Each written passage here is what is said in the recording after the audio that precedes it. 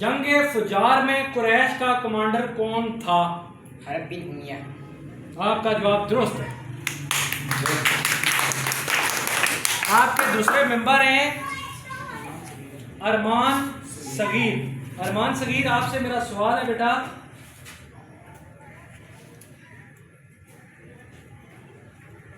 ग़ज़वा बवात का सबब क्या था? ग़ज़वा बवात का सबब क्या था? जी। ग़ज़वा 8 7 6 5 4 3 2 1 0। बेटा आप जवाब नहीं दे पाए, आपका नंबर कट गया है। कुफार कुरैश मक्का का तिजारती काफिला रोकना, ये था। ठीक है जी। इसका मुतीब, आप से मेरा सवाल है बेटा, मुतीब खान, इसरा किसे कहते हैं? इसरा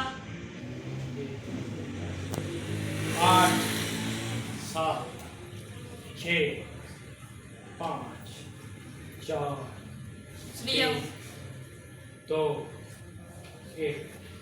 ये मस्जिद हराम से लेकर मस्जिद अक्सा तक के ज़मीनी सफ़र को इसरा कहते हैं। आपका जवाब गलत है, आपका नंबर कट गया। बस जी, ये वेट कर लीजिए।